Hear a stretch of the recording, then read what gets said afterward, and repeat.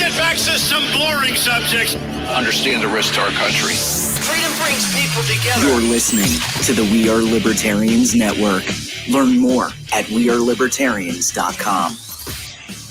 Welcome to the Chris Spangle Show. My name is Chris Spangle. It is so great to have you here. We're going to do the show that I haven't wanted to do. I hate all this culture war stuff, but everybody's going to be talking about it, so we want you to know what's going on, and we're going to have a healthy debate about it, and we hope you learned something, and we promise everybody's going to walk away angry at all of us. So stay tuned. We're going to talk about critical race theory and Loudoun County schools and school boards and public schooling and all that good stuff right after these messages. Warning. This show is for adults by semi-adults, so the language is sometimes strong and offensive. I don't know what I said. Welcome to the Chris Spangle Show. Our goal is to help you sound smarter while talking to your friends. If you struggle to understand politics, we explain it from an independent, libertarian point of view. With all of the irreverence it deserves, we toss out the screaming heads, put people before political parties, and give context to the news to make you think. Now, here's our host, Chris Spangle, a 15-year veteran of politics and media. Welcome to the program. Again, my name is Chris Spangle. It is great to have you here on a Saturday morning. We are live on Facebook again. I can stream after my 90-day ban. We're live on Twitch and Periscope and YouTube, so join us on most Saturday mornings. So we are glad that you are with us. Before we start, I want to thank all of our Wall Plus members, as they are the reason the show and the network exists. We got 13 shows, and they pay all the bills here. And we have such a great group of people. Everybody's flying into town next week or next month, and we're going to have a big pool party and catch up. And I'm going to meet people like Holt and Rimzo in person for the first time. So that's going to be a lot of fun. And you can help continue to grow liberty and the awareness of just like what we do is help people make sense of what's going on around them. And, you know, that is so helpful. You know, we also try to help people find some meaning and find some positive things that are happening in the world. As Harry said, this pool party is going to need a lot of sunscreen. Yeah, so we thank Rimzo and Harry for being our diversity. Now, we want to thank our $100 a month members, John Pusilo, Casey Feldposh, Lars Nordskog, Jake Edel, Matthew Durbin, Jeff Bennett, Rhinehold, Christy Avery, and Jason Doolittle for helping us fund this operation at such a generous position. And if you want to join and get all kinds of goodies like merch and ad-free shows and the entire back catalog, there's 1,000 episodes from the past of the network, past shows on the network, the Chris Spangle Show, the We're Libertarian Show, all the stuff that we don't want publicly made available anymore is behind the paywall. And you can join on our Patreon at joinwallplus.com. That is WAL+.com. And today we're going to talk about what is happening in Loudoun County. First, let me just introduce the gang. First off, here is the great Harry Price. Harry, how are you today? Going good. Probably got my coffee, so doing good. He felt oppressed. Mm-hmm. Rimzo went to get coffee, and he said, well, why can't I get coffee? And I said, you can get coffee. Go ahead. And he said, well, wait. Then he waited. Mad at you for no reason? Yeah, but you know, just wanted to make sure. But it's okay. I've been on edge all week, anyways. We need an equal caffeination level. That is Remso Martinez, and Rhinehold is also here. Why are you on edge, Harry? No, my wife has been coming in and subtly like lowering the temperature in the house. It was like 68 degrees most of this week in the house. It was awful. It is 67. It's terrible. Oh no. Yeah, it is 67 and more, sir. Hot. I know. I had to wear a sweater. Not only do I have my fiance going, it's so cold in here, I have to go work on the back porch. I now have the 2.5-year-old going, I cold. So I'm getting outnumbered. It's not good. They wanted it 75 and I wanted it 65, and it's just a battle. But you know, I have to whip out the old dad move. You can put on clothes, but I can't take them off. you want to get warm, and Harry, you have the inverse relationship where you're always cold, and Lacey likes it cold and like a hot. Yeah, correct. Yeah, and which is awful, And she just goes over and just pushes the button down, and I eventually feel it, and then have to go back and bring it back up. See, what I'm going to do is, in those schools or public buildings where they have the little plastic cases with the locks on it, that's what I'm going to do when I move it. I thought about doing that. That's my next move. Either I go digital, I'll just control it through the network, and I'll just bring it up and bring it down. That's right. Hody still remembers the blanket days on when you guys came into my house right here at the studio, and Harry would have to have a blanket on because it was so cold in here because I like it frigid. And Jason Doolittle graciously sent a blanket to you, Harry, for the show, but you never have been to my house since that blanket arrived, and it has been been conquered, or shall I say, colonized by the little one, and that is her favorite blanket. So she stole the black man's resource.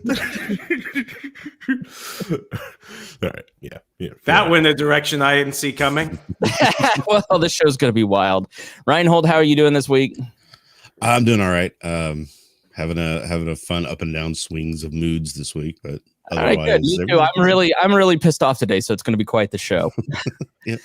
Rimzo is here, host of On the Run on the We Are Libertarians Network. One of the most valuable assets. You guys have to listen to the On the Run show. Rimzo's show is so fun and so well done, and the We Are Libertarians Network. We have a lot of fun and a lot of weird shit, and Rimzo makes up 95% of the weird shit. I agree. Give us a couple examples of what you've talked about recently on the show. Oh man, where do we start? This is about to get X-rated. We talked about the time I went to go speak at a panel for Freedom Fest in 2017 on the Las Vegas Strip.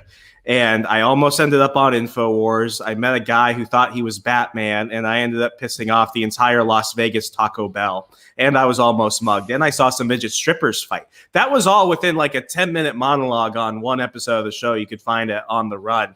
But no, I mean, I guess I'm the only one in a good mood. But before the show started, when you went off to go do, fiance things, Chris, Harry, Rhinehold, and I were talking about what we were going to do for the pool party next month. And, Harry and I are pretty much, Aldi partisans. So we're going to be bringing that awesome $8 blueberry wine. But, Rhinehold had to go ahead and say Kroger's where it's at. And it's just like, okay, you can go ahead and bring the Kroger stuff. Do they sell wine at Kroger? Yes, they sell wine. They sell like clothing now. I mean, it's like Walmart in there, but it's the Kroger by May. Kroger's evolving. Mm-hmm. Wow. So yeah, it's gonna be lit. Rhinehold, will you do shots with me? I would love to do shots with you. I will have to be a designated driver though, so I don't know if I'll be able to. It's okay. We'll fix that. We'll find some person on the side of the road in Indy, and we'll be like, "Hey, man, you want to sit around and eat food? You just can't drink as long as you could drive this guy back." Yeah, you can drive me back we'll make it work. We'll the make other it side work. of the state. If he's homeless, where else does he have to go? Because if I go, because I still have some issues, I may not be able to make it. But if I do come, it's probably going to be with the wife in tow. So okay, shots are happening. Yeah. It's gonna be awesome. She can't drive. So. Quibble with this. Hody Johns, host of Enemy of My Enemy here on the network, said Rimzo is the funniest guy in the Liberty movement, and I don't know that it's particularly close. I have one of the top comedy podcasts in the Pat Down in the world, and I think I'm the funniest libertarian podcaster by a long shot. So we all tell each other lies. It's okay. Yeah. No, Rimzo is very, very funny. You had a blog. What's your website? Your Substack? Oh, remso.substack.com. And you had a title that made me laugh out loud last week, and I forget which one it was. But Space Force finds 30 kilos of cocaine on turtle. That was real. You don't need to make stuff up when reality is just as shocking. It's very funny. So all the best comedy podcasts, all the funny libertarian podcasters are here on the We Are Libertarians Network by a long shot. So anyways, let's jump into it. I don't want to do this show because the culture war stuff, like I admit it, politics is different than when I got into it. It's evolved. I've been in it 20 years. I've been doing this show 10 years. And I was in politics 10 years before I started this show, which makes you upset because you realize you're getting so old. I'm almost 40 now. And so it's like the culture war stuff has become. Hold on. My co-producer is asking, you want cheese? You want your orange juice? It's right there. Literally right there. There you go. I hope someone is screenshotting this and making memes as they come. I apologize. We're all just sitting here, and sometimes she just runs up and starts demanding things like cheese and pepper. So, we have a 1-room luxury apartment we're all in right now. So the culture war stuff has kind of reached a point where it is politics, and I hate it. And I don't think that it is politics. And I think that politics has evolved from something where, when I first got in and you'd read political media like National Review, Vox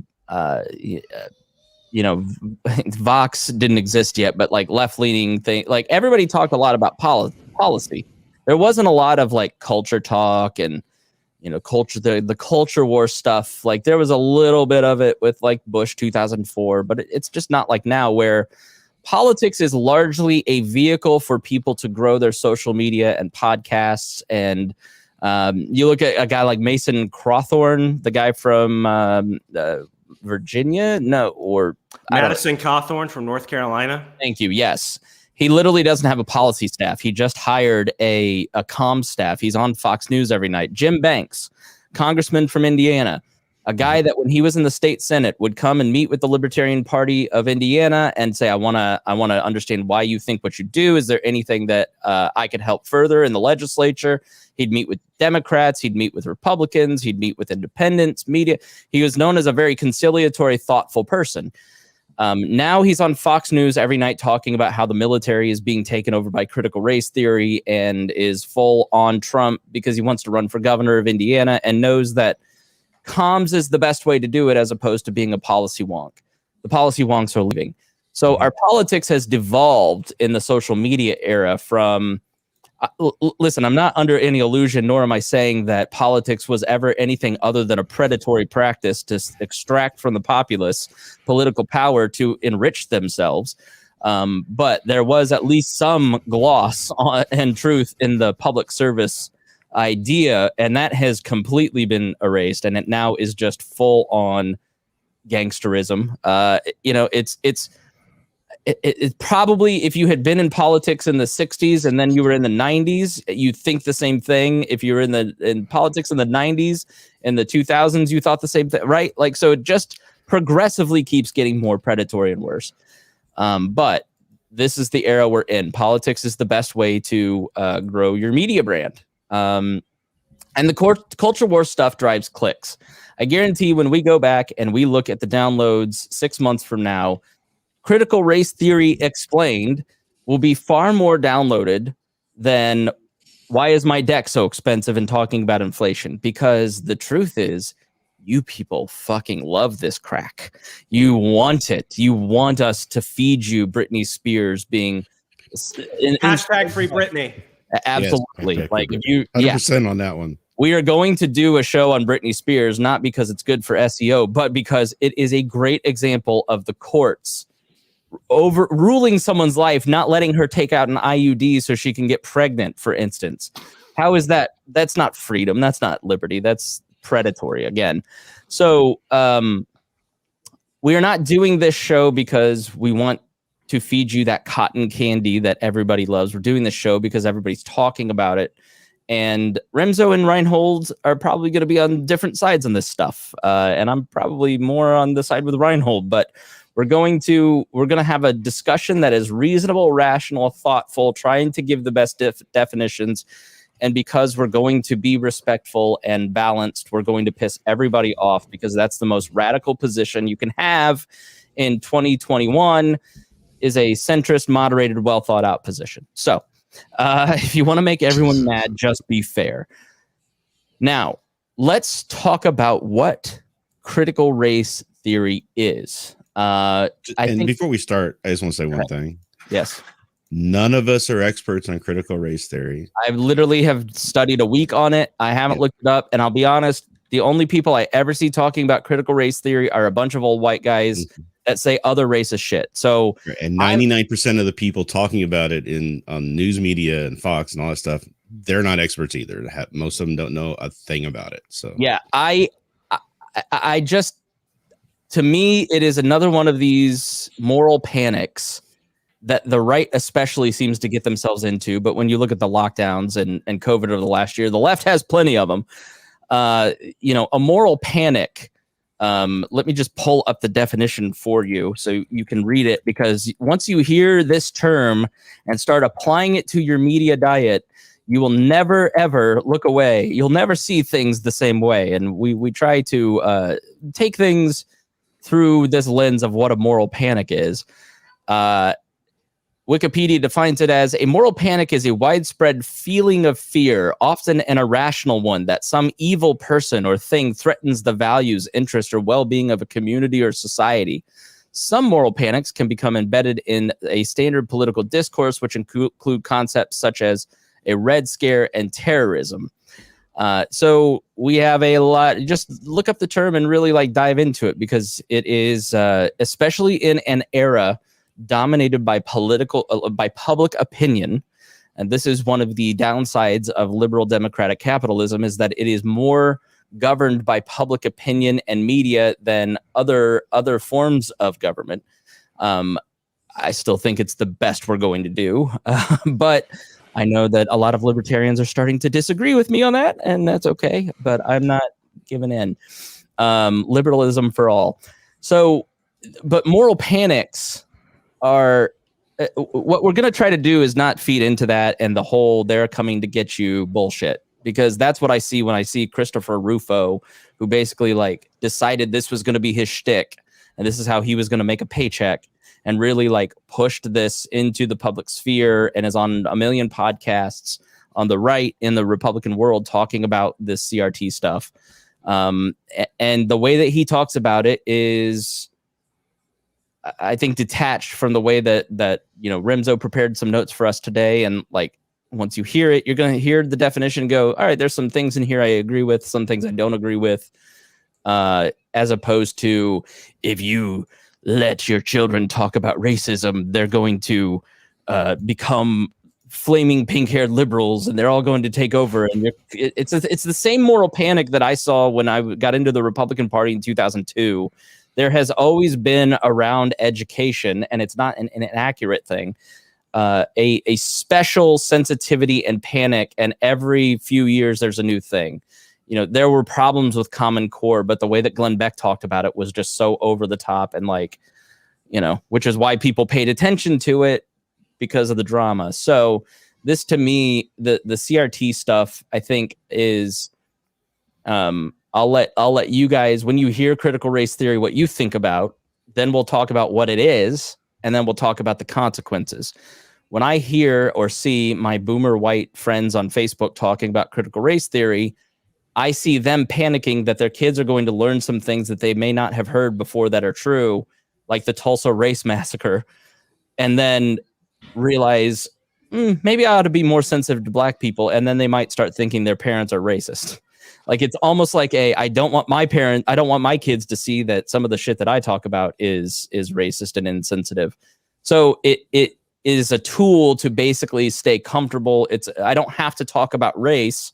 I don't have to listen to other people's feelings about race or other people's true experiences. I don't have to deal with that because they've been propagandized by critical race theory. Harry, what do you hear when you hear critical race theory? Well, see, the thing is, I see it in two different ways. When I first hear about it, I had that at first. My first catch of it is that moral panic stuff, because that's what you heard about it. It's like, oh yeah, you should be afraid of this thing. And when you actually start delving into it, is there some people that taken it in a different issue in a different light? Yeah, but I was I think people are missing the boat on it. I think this is a great discussion on actually how to actually define terms and to go through things in the legal framework that are just built in race that built races. It's a great way to describe and go after different things, and or pointing at things that are like, when someone was like, hey, can you point out systematic racism? I was like, I sure can. Using critical race theory, you can point out these things. So you see it as a paradigm or like a tool to evaluate and criticize government and its relationship with people. Yeah. Now, is that the initial like response of the people who created the thing? Oh, hell no. Sure. No. Doing what I want to do with it is no. But when I took the light of it, I was like, sweet, this is awesome. I can finally easily be able to describe like my hatred for Planned Parenthood and other institutions the government has put on and has done to the Black community. Michael says the same kind of moral panic as those who try to smear the Mises Caucus with the Nazi label. Yeah, but also be more anti-Nazi, and maybe you wouldn't be smeared that way. So I'm in a bad mood today, Rhinehold. Go ahead. So what do you think when you hear it?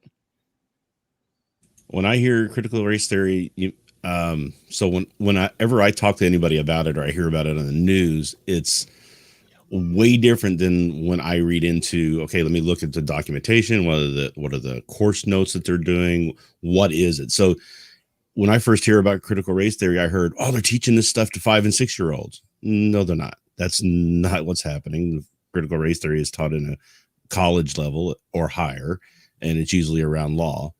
And when you look at what the definition of critical race theory is, I'm like, yep, I agree with that. That's true. We know this is true. We know that's true. And it really is more just codifying the fact that systemic racism is in. So what I hear is a lot of people afraid that if we talk about this way, using these terms and this thought process, that somehow they're going to be labeled as racist and they're going to be punished for stuff that they had nothing to do with. And that's not the point, but that's the fear of it. And then that's when you get into... And I'm not going to say that it isn't, it's seen as a Trojan horse to socialism. And I'm not going to say that it isn't that, because I think when you look at the motivate, like Harry said, when you look at the motivations of this stuff, there is, the conversation about race, the people who push forward the conversation about race. Martin Luther King was this way, right? And this has not changed really. Like Martin Luther King Jr. was towards the end especially saying you can't fundamentally change the relationship between whites and blacks without changing the economic system. And I don't agree with that. And that is still held opinion by a lot of people who are on the left that talk about this stuff. And I feel like Rimzo, there's a fear that if we give an inch, they're going to take a mile, and people are uncomfortable with kind of having this conversation because they're going to be forced to do something, when I don't see it that way. How do you see it when we talk about critical race theory? Did you ever see that movie, Wag the Dog? Yeah, I actually just watched it 3 days ago. Okay, it's ironic you bring that up. Have you guys seen that movie? Mm-hmm. Okay, yeah. I'm going to use that film as an example for a lot of things. Honestly, I think it's one of the greatest political commentaries ever done in film. So I'm going to use that as about propaganda. It is a masterpiece. So yes, watch Wag the Dog, but explain what it is, please, first. Yeah, Wag the Dog is basically about a presidential administration that is basically going in the tanks right before an election. So what they try and do is they literally, they fake a war in a country that nobody really has any contact with. And then what they do is they throw out all this other stuff to go ahead and distract people from the fact that the president might be a criminal. And it's part comedy, it's part, drama, but it's a good film. And I use that film as an example for a lot of things. So throughout this conversation, I'm going to ask the viewer the question, who wags the dog? Does the dog wag the tail, or does the tail wag the dog? When I look at critical race theory, I see a bad curriculum. And I see that the syllabi that are being applied by teachers from the high school level onward to the undergrad level and post-grad level, it's done in a way which is not only bad for education purposes, but it's also just based on very ill-defined social theory that is being pushed in order to propagate an ulterior motive. Now, I want to go ahead and talk about this because I hate it when I see people on TV. Let me stop you right there, okay? Yeah. Because I think you just highlighted a difference between our three opinions and your opinion. And this is a difference that I see between people who exist in a more mainstream media outlet or who are just disconnected from news and media completely, and people who are in a right-wing media ecosystem. You have a very defined view of it, that it's curriculum, whereas I think what we said is like it's almost like a worldview, and the people that we see talking about it on social media, because we're not engaging in the conversation, it seems like panic. Okay, does the dog wag the tail or does the tail wag the dog? That's a prime example. Explain that further. So a lot of people are looking at critical race theory from what they think it is and what they feel it is versus what the defined actual version of it is. So we're looking at the intentions versus the application. And what's going to drive something's success, the intention or the application? Because many bad policies get put out in the business world and in politics because the intention is good. Right. Let's talk Patriot Act. Who's against patriotism? But when you look at it, the application is horrifying, and vice versa. So does the dog wag the tail or does the tail wag the dog? I want to go ahead and just talk about myself for a second because I feel like this is kind of important. A lot of people talking about it as experts have never read the syllabi that are being applied by teachers. They've never read the history of critical race theory, and they don't look at the core curricula. Contrary to popular belief, before I became the moron on Twitter that everyone loves, I was actually trying to get into the world of professional policy analysis. I actually cut my teeth doing education reform blogs during the Common Core era. That's how I kind of got into things. So a lot of it was doing the not very sexy work of actually going ahead and having to read the curriculums, having to look at the fundings, having to look at the syllabi, and having to look at the difference in application between what is the education being put onto students and parents versus how is the schooling facilitating that certain curriculum or environment in which you're going to learn about it. So, I look at this primarily from a view of application and intention. We have to go ahead and understand that they're not mutually exclusive and that there are, criticisms to both. This is why lost cause theory, when you talk about history in the South and stuff like that, was not a good curriculum because it's not fact-based. It's a historical skew, but it's being applied in a way which people feel is culturally relevant to them. And at the end of the day, it comes down to people wanting to push a specific view of history and societal understanding onto the most vulnerable people, which are our children who are going to these public institutions. All right, could you further explain like lost cause theory? Yeah, like lost cause theory was the theory that slavery had absolutely no part in the Civil War. And it also goes ahead and it places an emphasis on, racial eugenics. The fact that you do have racially based motives that were pushing Black people to do one thing and white people to do another thing. When people hear eugenics, they think of a lot of stuff, but really eugenics places an emphasis on, the material world, that your outward appearance, that your racial heritage and everything else is going to dictate actions outside of an understanding of free will. That plays into critical race theory. That plays into all of this. Whenever you look at something that tries to create different sections of people, eugenics is usually one of the most old-fashioned ones. Mm-hmm. Okay. Yeah. The lost cause theory is also very, very important. I like to bring up once in a while because when someone is trying to talk to someone about even like when the Civil War gets mentioned, it's just like you have to give some empathy and forgiveness to them because they probably just don't know, or that's how they were taught. Well, I also think when you look at the North, and this is coming from a Southerner, like a lot of people are talking past each other to go ahead and purport a point. Did the South have some actual grievances? Yeah. Does that excuse every bad thing they did? Absolutely not. Did the North have some grievances and otherwise? Yeah. But what we're doing is we're going ahead and crafting a system that pits people against each other through class, through nationalism, and through race. Yeah, so I would highly recommend the documentary on PBS about Reconstruction. And it is a great look because I don't think most people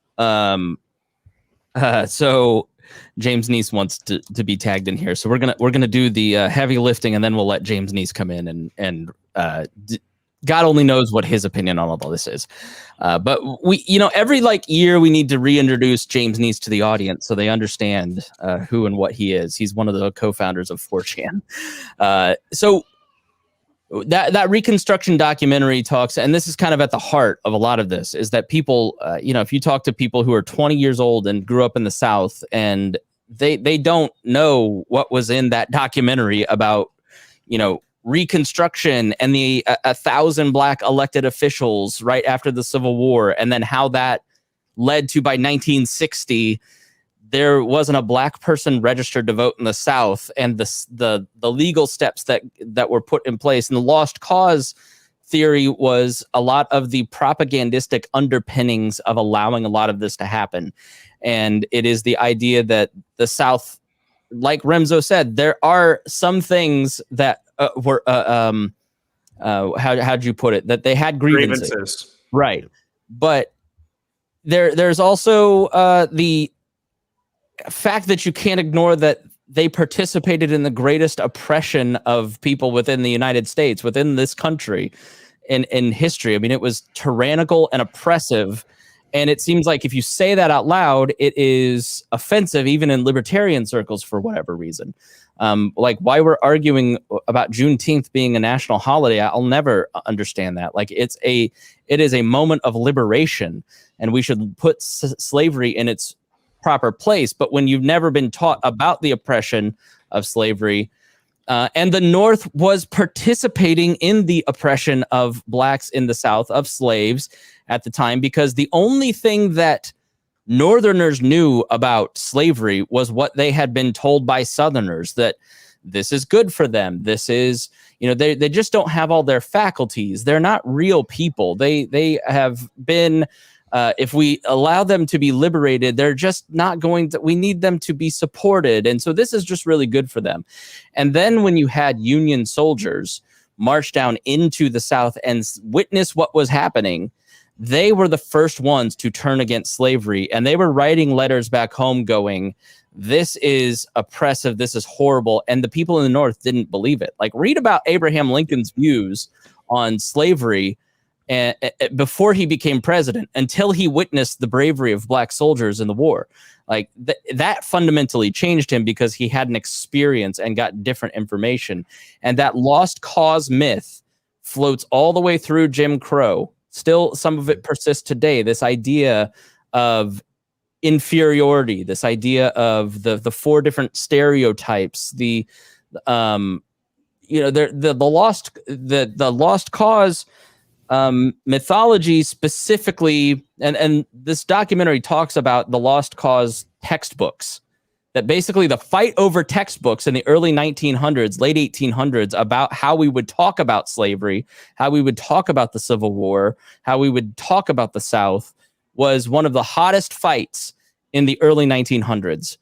And that continues today. That's a lot of what we're talking about today. The difference now is we have the internet. Go ahead, Rimzo. Yeah, so I bring that up specifically because if you don't like lost cause theology and stuff like that, and I use the term theology specifically because it's almost taken on the proponents. It's taken on the factors that you would tie with a religion or a cult. If you don't like that, you're not going to like critical race theory. And we can start getting into some of that if you want. Why is that? Because what you're doing is you're trying to shift history through the lens of a worldview perspective.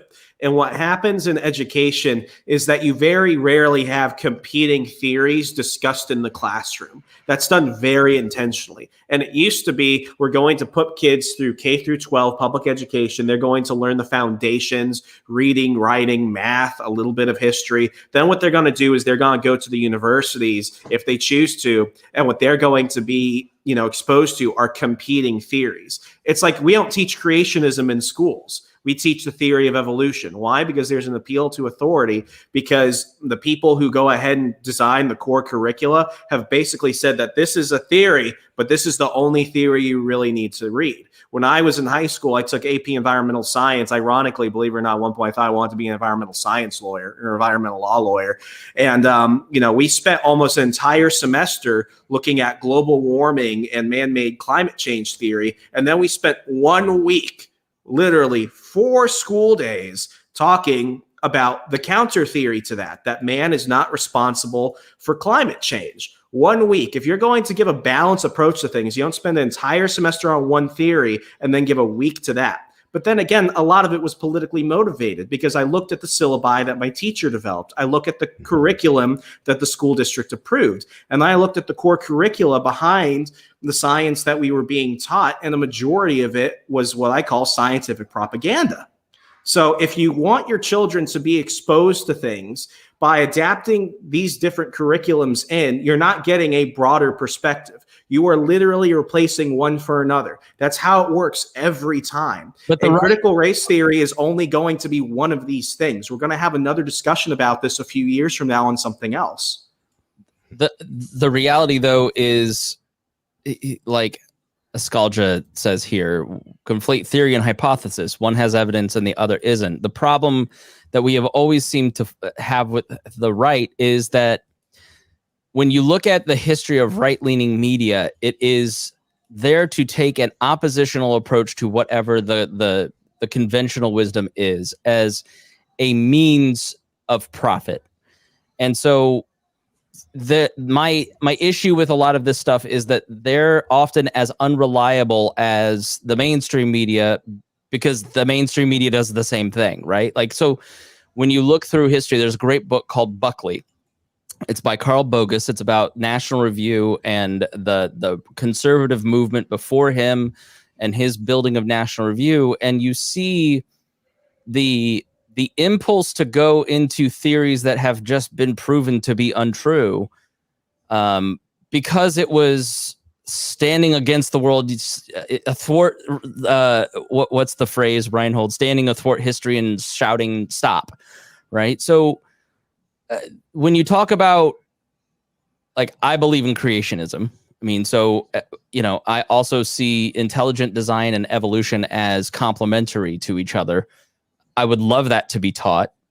And I think the reality is that that's never going to be taught in public schools, which is an argument against public schools. When you look at the way that I learned about history, I grew up going to St. Augustine, Florida.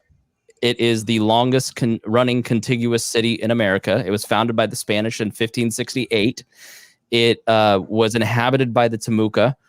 I think it's Timucua. I just can't say it the right way. I'm not going to try. Right.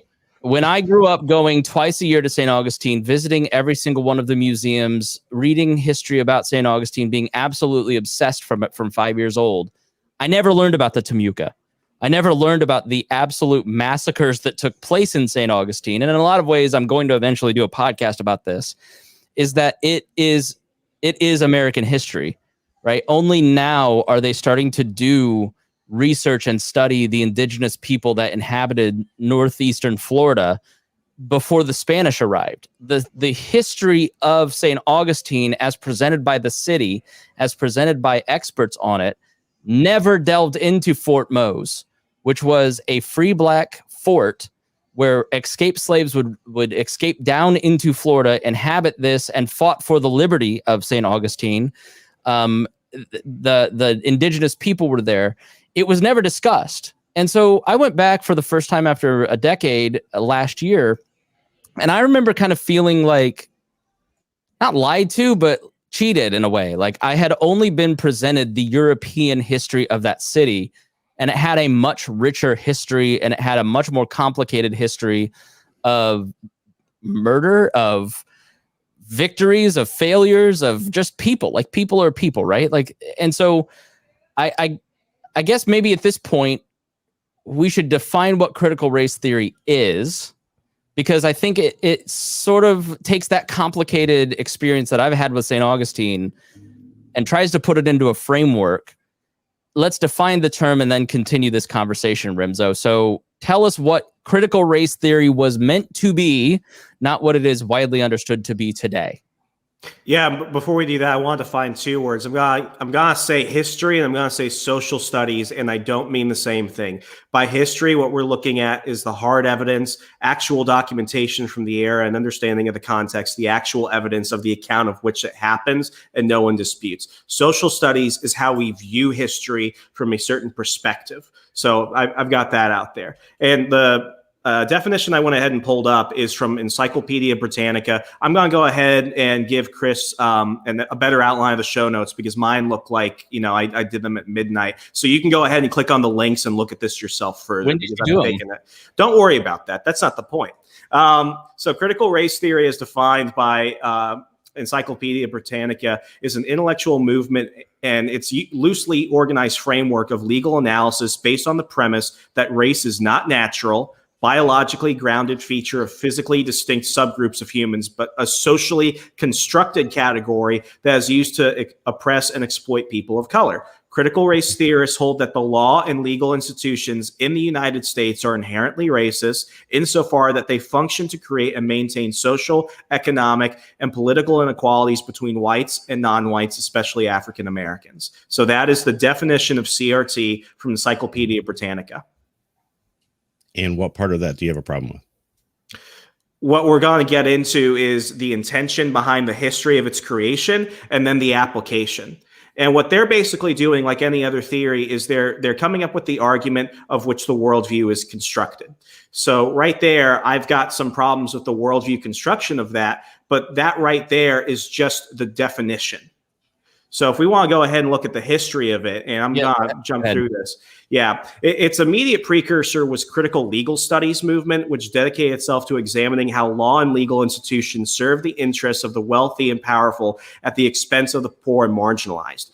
Where have we heard that before? We're going to get to that in a second. Every libertarian discussions. Libertarian podcast I've ever heard. Crony crap capitalism. We've got the power of the government tending to the people. I mean, this is stuff that's you look at and you can see is reality. So I don't know why people have a problem with it. So the problem is that before you just keep going, let me go ahead and just finish that part because I know what you think I was going to say. What I was going to go ahead and say was it's establishing classism as the basis.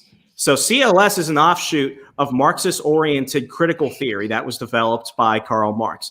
It may also be viewed as a radicalization of early 20th century legal realism, a school of legal philosophy according to which judicial decision-making, especially at the appellate level, is influenced by much non-legal factors such as, cronyism, corruption, ideologies, all those factors as precedent and principles of legal reasoning. Like CLS scholars, critical race theorists believe that political liberalism, and understand when they say political liberalism, they're talking classical Jeffersonian legalism, was incapable of adequately addressing fundamental problems of injustice in American society.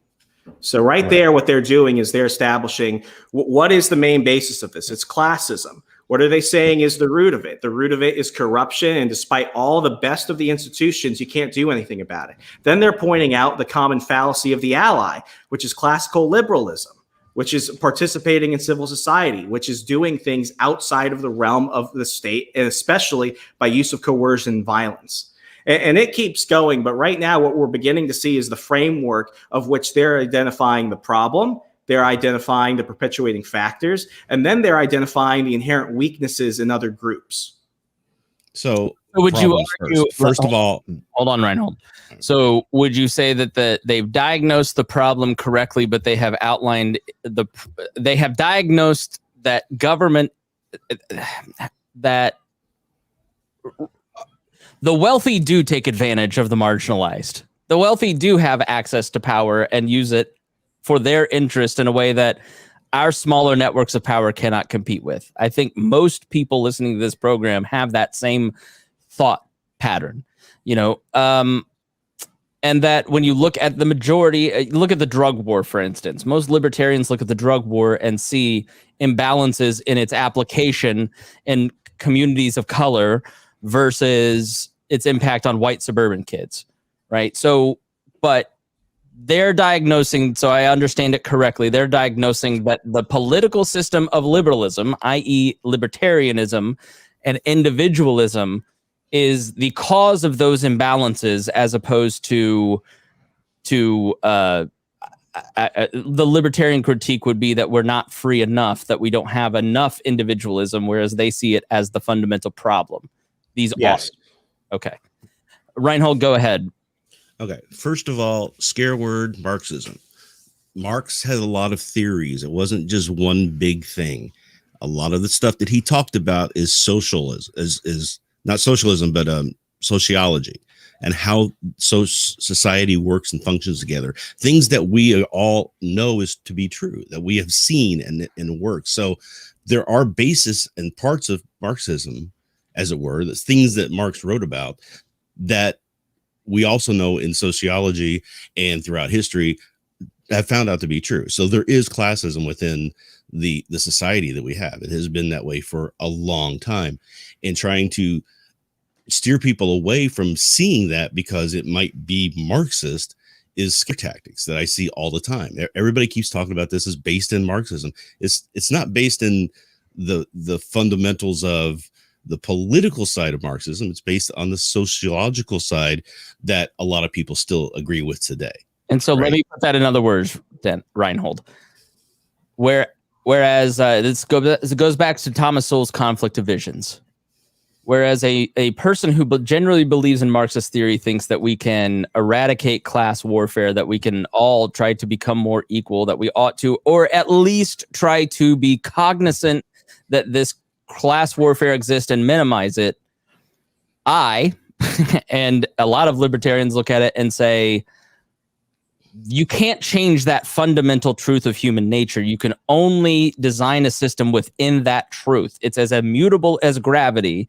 And so you need to find ways to encourage people to become part of the upper classes. You need upward mobility, and you need to design systems that encourage the more people, aka since 1990, global poverty has been cut in half thanks to liberal democratic capitalism.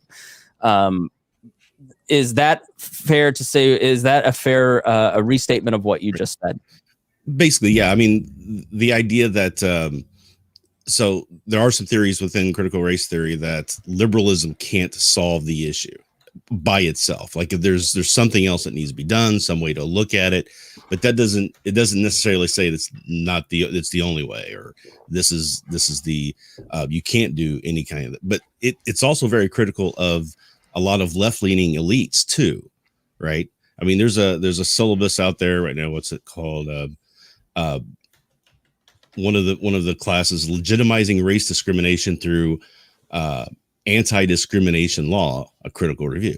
So that's looking at how anti-discrimination laws are perpetuating discrimination, right? And that's something I think we all agree with. So there are aspects of the critical race theory that we really, as libertarians, embrace, because it's looking at the systems of things that are happening inside of a state environment, of a government and laws. I don't like the government because it poorly impacts marginalized people. The trickle down economics of Joe Biden, by sucking up more of our tax money, it doesn't trickle down to the people who need it the most. It trickles to the people who have the most power, who have the networks of influence. Right. But a lot of people try to say that. Hold on. This is a fundamental misunderstanding of Rhinehold. Rhinehold doesn't think there's anything wrong with critical race theory because he doesn't really understand what it is. It sounds like you know exactly what it is. You've just actually looked at it without the hysteria of thinking that these people are going to that they have the power to take you over and have their way with you. Like, I just never going to be a reaction to this is like a feeling of powerlessness from individuals on the right, as opposed to like stepping up and saying, I'm going to out argue, I'm going to out organize, I'm going to, instead of like, I'm just going to bitch about it on Twitter. Like, so I think the perfect example and what we're talking, you mentioned before, the drug war. So yeah, the drug war is badly implemented. It's applied in a very negative way towards marginalized parts of society, because that was, and this is where we get into critical race theory, because we now know that the whole drug war that Nixon started was done specifically to disrupt Black communities, right? And that's how it was implemented, and that's how it continues to be implemented. It was based off of a racist implementation.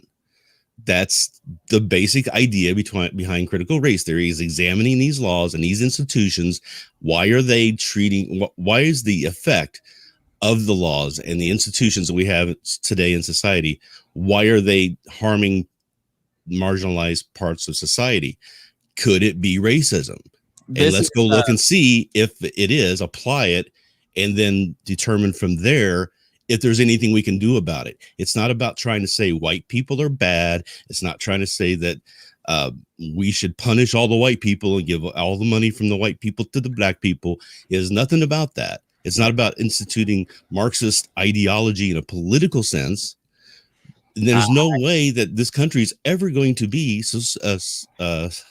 hold on. Socialist. It's not going to happen. So let me. Tom Lobianco, reporter that I know, met a lot of times here in Indy, worked for AP, had him on the show to talk about Mike Pence last year.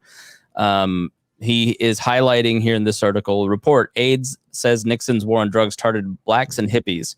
Harper's in 1993, I think 93 or 94. John Ehrlichman was the chief of staff. Ehrlichman and Haldeman were like the two guys for Nixon. God, I need glasses. Yeah. So the Nixon campaign in 1968, says John Ehrlichman, and the Nixon White House after that had two enemies: the anti-war left and black people. The former Nixon domestic policy chief said. You understand what I'm saying? We knew we couldn't make it illegal to be either against the war or black, but by getting the public to associate the hippies with marijuana and blacks with heroin, and then criminalizing both heavily, we could disrupt these communities, Ehrlichman said. We could arrest their leaders, raid their homes, break up their meetings, and vilify them night after night on the evening news. Did we know we were lying about drugs? Of course we did. That's straight from the horse's mouth. And that's part of what libertarians fight against. It's that, you hear boomer conservatives talk about the black family. Well, they voted for Nixon, right? Like they contributed to that. Now, let me say this. I know we got to have Harry jump in. I think you're being naive, Rhinehold, when you say that there aren't people that the driving theory. Maybe your intention is not to bring about a Marxist society. Maybe your intention is not to the idea of the oppressor and the oppressed. I'm going to let Rimzo talk about that next part, and then we finish the definition.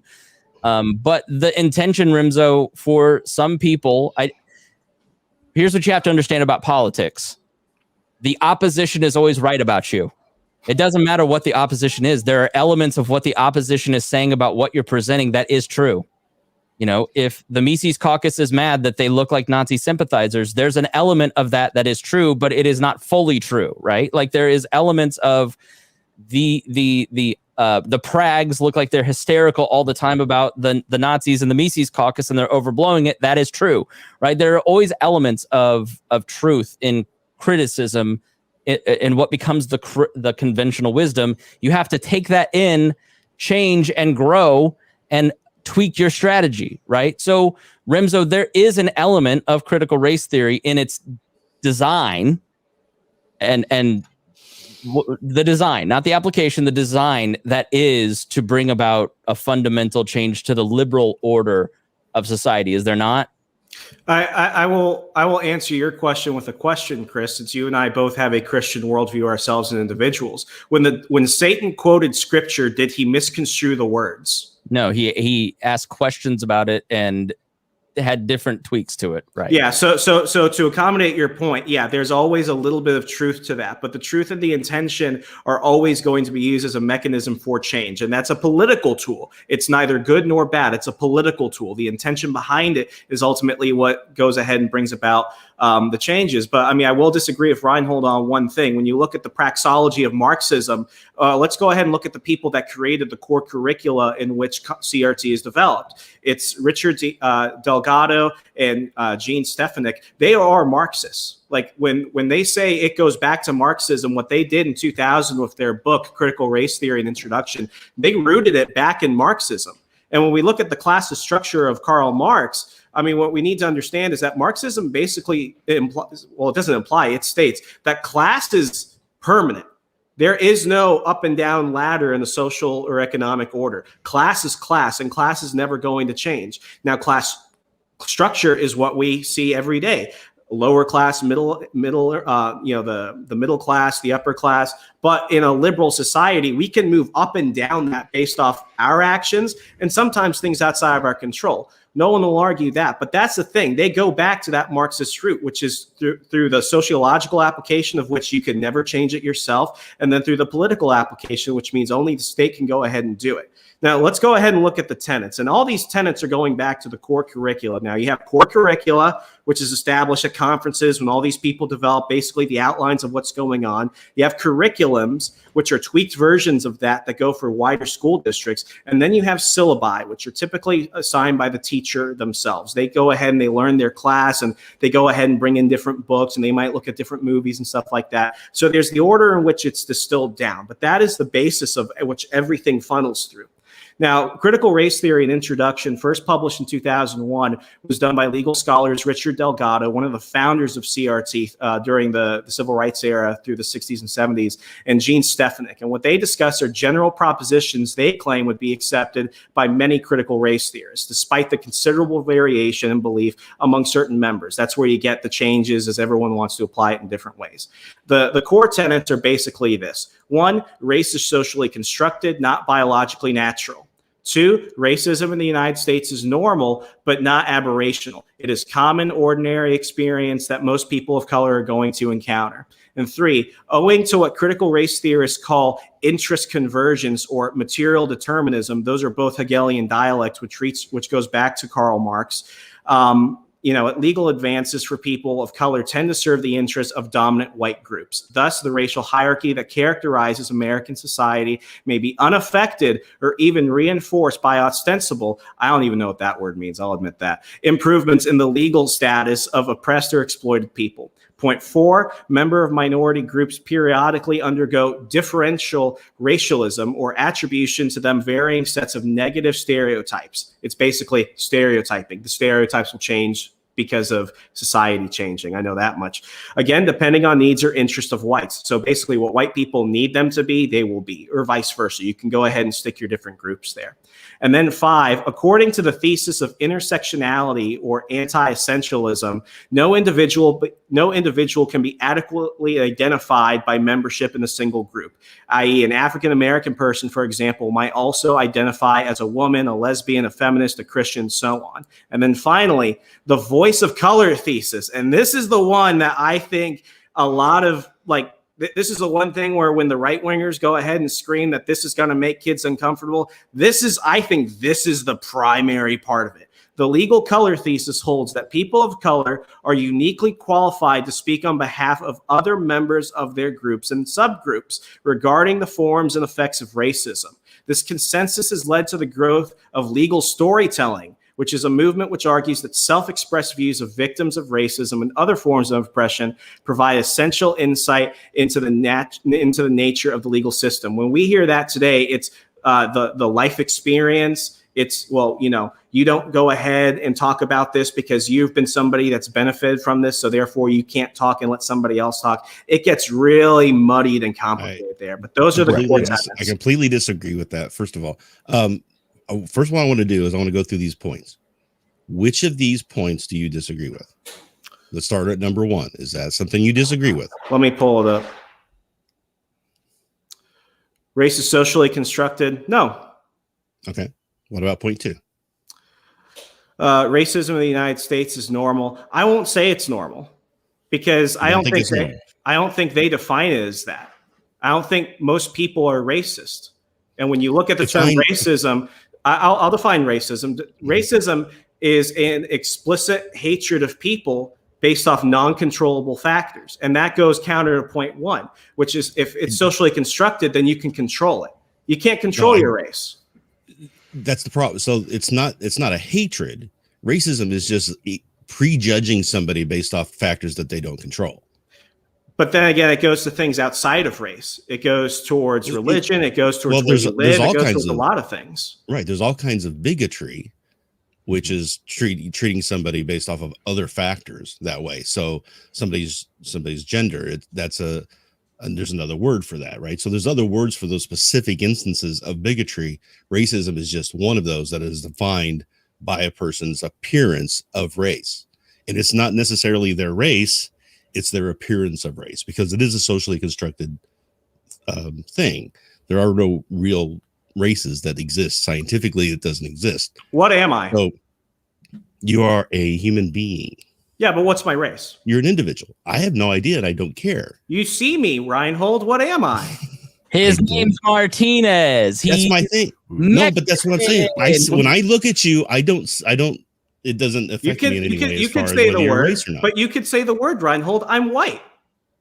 But ethnically, would I meet the typical standard of whiteness? No, I'm part Asian. I'm part Hispanic. I'm all these things. But what is the outward race? I'm white.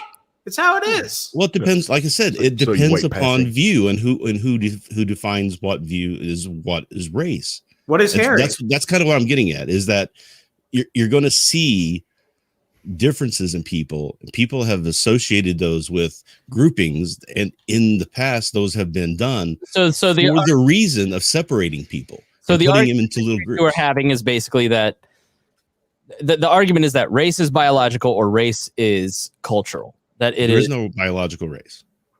I mean, there's melanin. Harry has more. But that's not. It's not. It's random though. It's not. It's. Yeah, but Harry's black. Is technically as race. But Harry's black. No, Harry, you're not allowed to talk. White men I'm are orange right now. It doesn't matter. and that's the last part that you were having a problem with on the list of things was that it is important to hear from the people who are victim of racism. It doesn't say that people who haven't seen or been victimized of it can't talk about it. It's saying that the people who are more important to hear from, and they should be given some sort of eminence over having that discussion, right? Just like how we've had this whole discussion and at one time asked Harry about this. Maybe we should do that. Maybe we should go ask Harry what he thinks about it. You're right. We have not let our see what I'm saying? Talk. It's proven the point. We have this not. This white man has been speaking for Harry this entire time. Exactly. After we get back from this break, we're going to let Harry talk. Oh.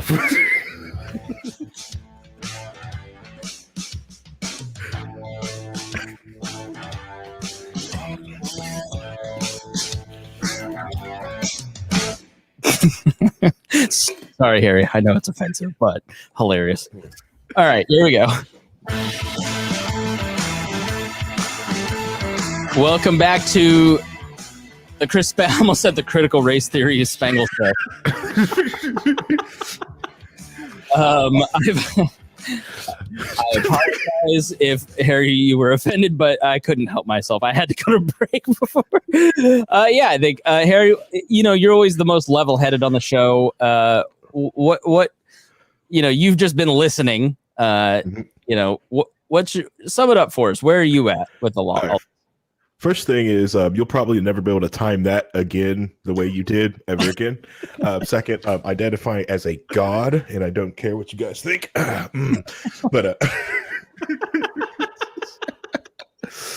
yeah, all right, so the whole I'm with Rhinehold on that whole like the race is almost is a kind of like a social construct, because like the one is because when we're learning more and more about how how humans actually moving around, and that race is just more of a group of individuals that lived of course in a different area but always kept moving around anyways, and people just picked up like different things. It is a different world view of history and how humans are built, because it's also freaking complicated.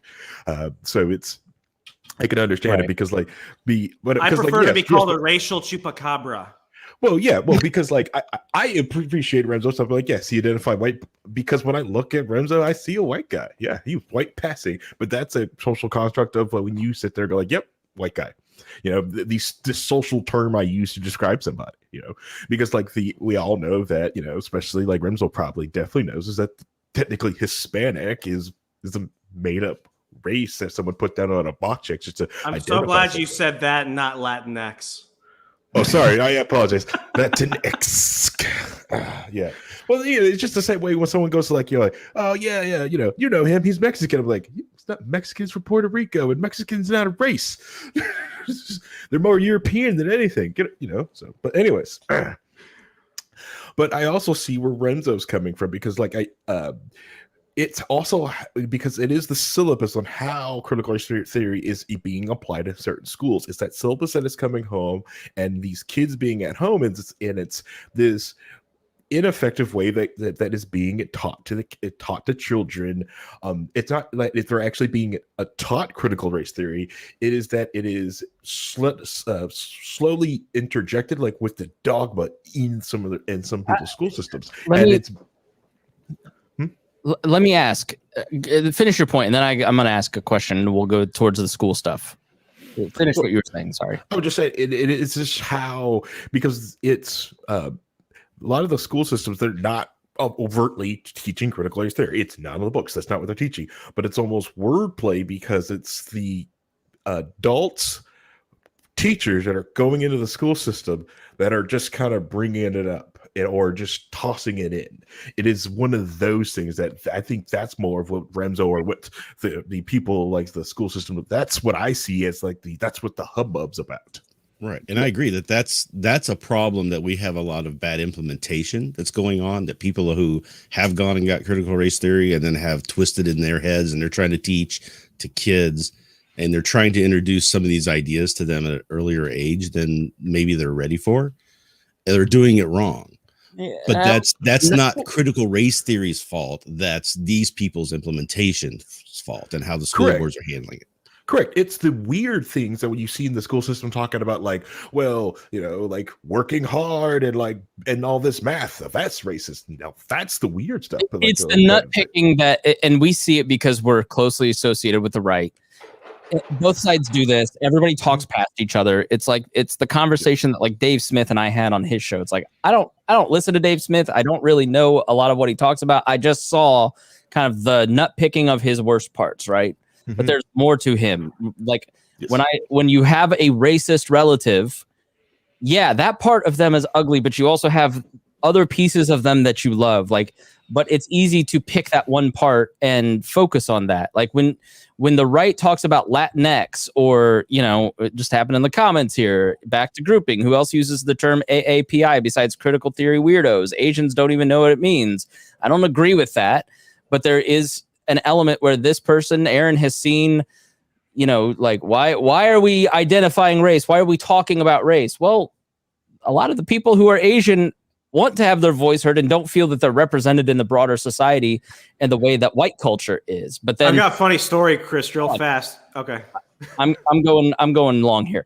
But then, white people hear that and go, well, I don't have to think about race. I don't have to think about being white. Why are you grouping me as white? Well, you've never had to think about it, which is kind of what they're saying, is that like our cultural experiences are different, and we want you to understand in the ways that the government is hurting us, or but we do get lost on the Latinx stuff, or the slides from some presentation to kindergartners about something, and then like everybody, and this comes into the propagandistic part of it.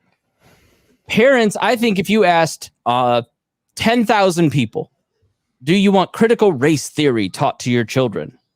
The majority would say, no, I don't want that taught to them.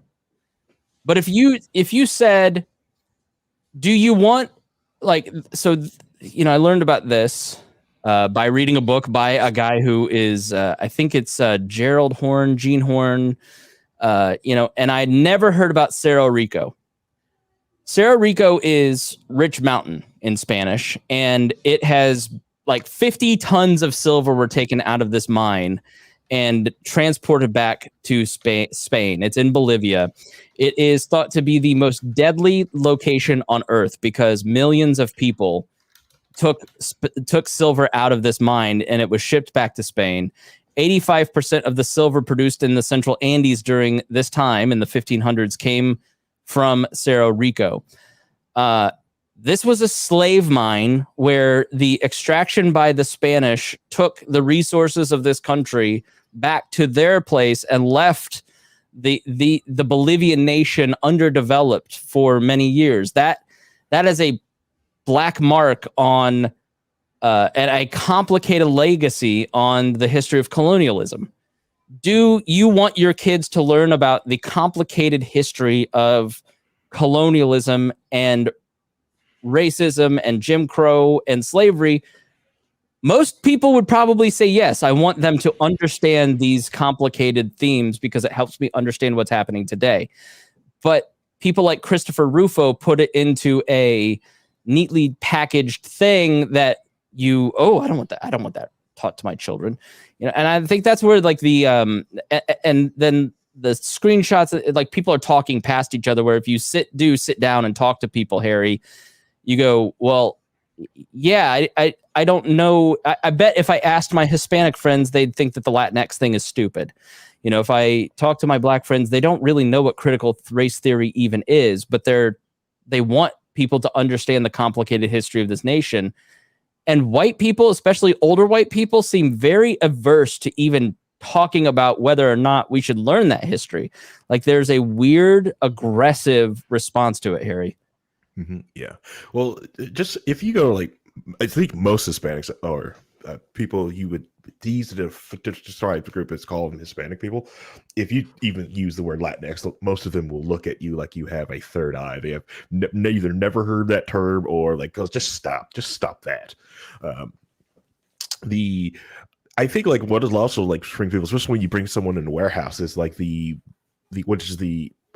the best term I've ever heard is called like the Afro Caribbean things, like these are Black people who speak Spanish for the Caribbean, who identify more with the Latino community than they will ever with the American Black community. It's these terms that a lot of people use for a lot of these races. They're just used to help identify the group. People's brains, the human brain is lazy. It likes to make stereotypes because it likes to put things in boxes. If you don't think your brain does this, or you think you're absurd from this, go ahead and think of your drive home, your commute, your hour commute. You will not remember half the roads that you did. You'll just honestly go on an autopilot, forget the majority of it, and somehow end up at your doorstep. It's just what your brain does. Your brain compresses information. Yeah. Which is what Wickender says on Twitch. It's easy to teach glossed over myths of history. And, social history is fairly new. People need to understand that, like, the great man theory of history. Let's talk about the teaching of history here.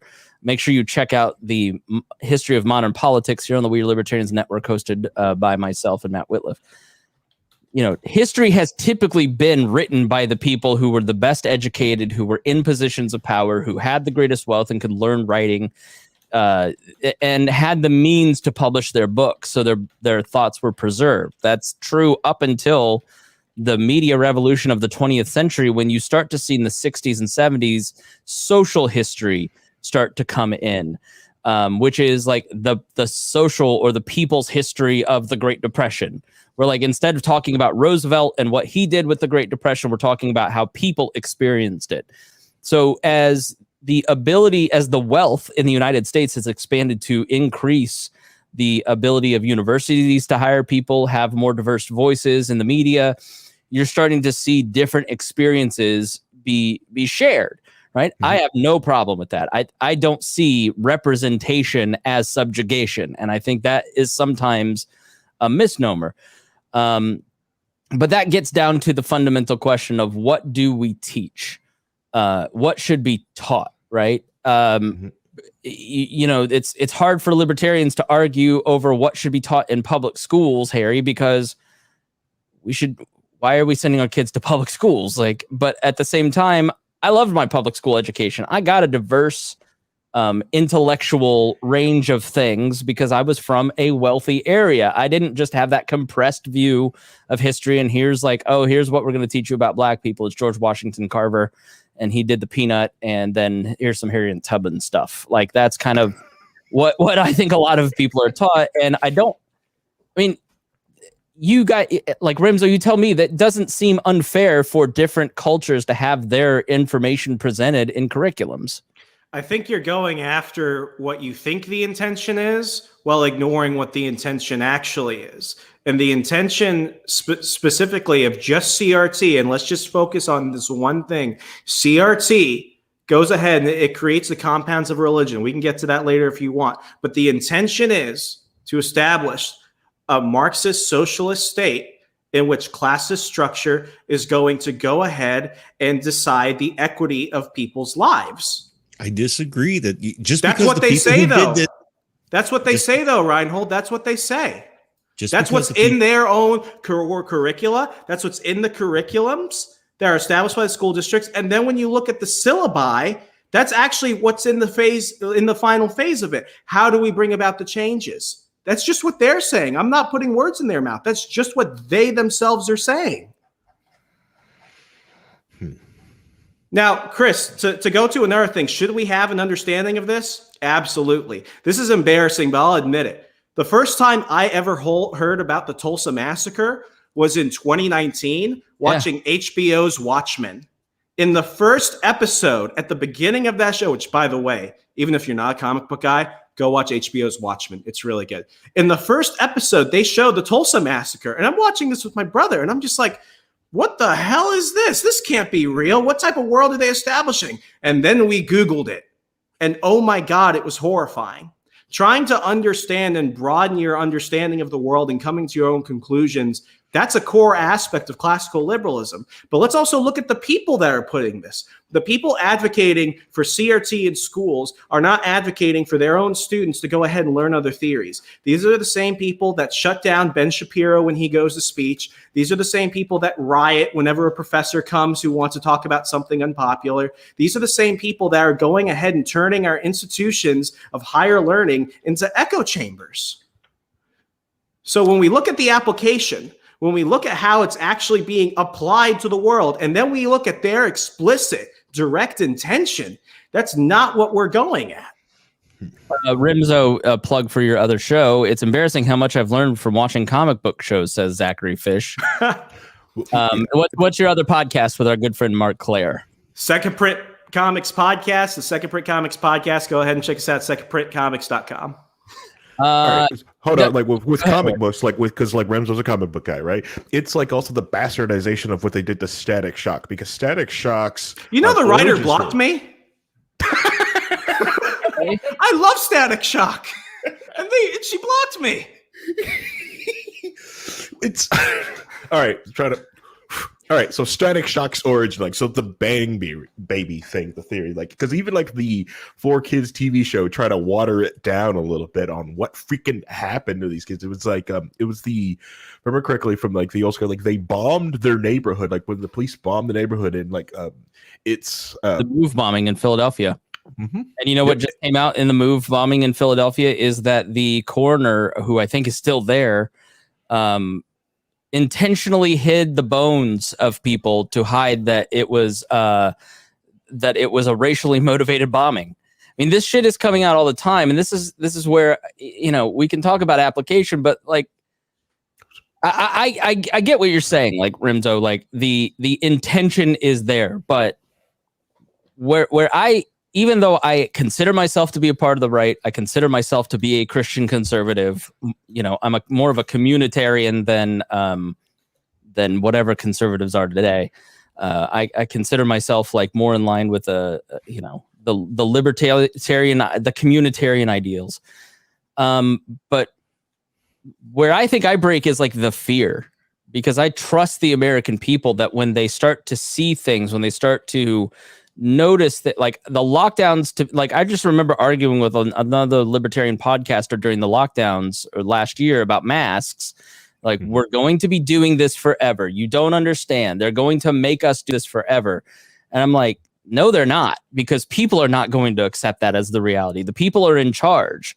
The fundamental truth about the lockdowns is that it had 90% approval ratings, and that's really what the people wanted. And that's hard for libertarians to reconcile because we see it as so immoral.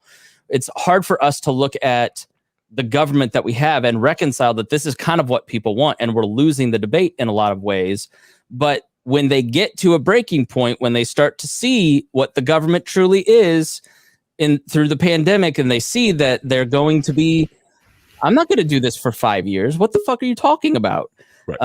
That the people rebalance that the pendulum does swing, but there's always the tension in our society is it leans towards moderation, and that the takeovers that both sides of the extremes kind of hyperventilate, it never really occurs. It always moderates. It always comes about. What do you think of that? I mean, I know I'm right, but I'd love to hear your opinion. I agree with you on the optimistic side of things. Like, I just got here to Wisconsin, and like nobody's wearing a mask anymore. Like, the people basically told Governor Tony Evers, we're just basically done. But it's this idea of a free market. Talk about visiting from Virginia to when you were thinking about moving here and Noblesville and shopping.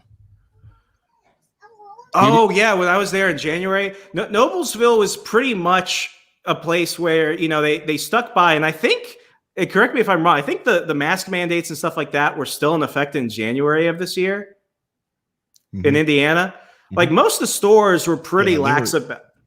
In a lot of places in Indiana there were, but it was really dependent upon who was enforcing it. I mean, a lot of stores would have the signs up, but then people would go in and nobody would say anything, and people would do what they want to do. Yeah, and like Noblesville, I went to a bunch of antique shops to grab a whole bunch of like old comics and stuff like that, and like it was, the employees had to wear it because that's what the employers wanted, but like they were just basically like, do what makes sense and be safe, social distance, and wear it if you feel more comfortable. Other than that, it was the most freeing environment I had felt in a very long time. Now what I liked about it too is that there was nobody going, oh, you don't have a mask on, freaking out, or saying, hey, why are you wearing a mask? You shouldn't be doing that either. And I saw a lot of that happening across the country, but it didn't happen here much. Oh, and in Virginia, the exact opposite. There's a story about this guy in Old Town Alexandria, near where I lived. He was on one side of the street on the sidewalk, and then he had this couple walking their dog without masks. Now, the guy on the other side of the street was wearing a mask. He went out of his way to walk across the street to tell them to create more distance as well as put on masks. And then he was hit by an SUV and died. Completely different world. Okay, so R.I.P. Mask Man. Michael says it follows what I've been reading about critical theory. In the comments, he's been very kind of anti-critical theory. Sorry, I pushed the wrong button on the wrong hand. What I will say to our audience is that don't read Christopher Rufo and what he says about critical race theory, because he's an opponent. But one tendency that we have in our society today is to read our side's opinion of the other side. If you want to know more about critical theory, there's a guy named Ben Agger who has written a bunch of books. Cultural Studies as Critical Theory. Let's see. Critical Theory of Public Life. eBay is a better place to find his books than Amazon, to be honest. But his name is Ben Agger. He was a professor at a university in Texas. He really wrote a lot about critical theory and helped shape what that critical theory and thought is. But his name is Ben, B-E-N, Agger, A-G-G-E-R. He died in 2015, but I own several of his books and have read a lot about what he says. And it's like, you get a different appreciation for other sides when you intentionally engage in what they think. Now, let's move on. James Neese, welcome to the program. You guys are gonna act like I have a camera, and I don't have one of those. Like, I do, but it's somewhere in like the closet. Let's explain who James Neese is. James, you were an early adopter and nurtured 4chan. You've been a co-host here on the show for most of the decade. Mm-hmm. You are, when I met you, you're a mutualist. You were the first left libertarian I ever met, and the only left libertarian I met until 2019, which, oh my God, the left libertarians are taking over, and I knew one. But you always have like a different opinion, and because he is big on 4chan, turn this off if you're in the car with your mother. Or if you have the kids in the car, because God only knows what I have instructed James not to say anything racist because he thinks it's funny. But we'll see if we can get through that. Now I want to hear it. Yeah. Sure. So James, have you been listening? Yeah. You can watch me play Diablo while I do this.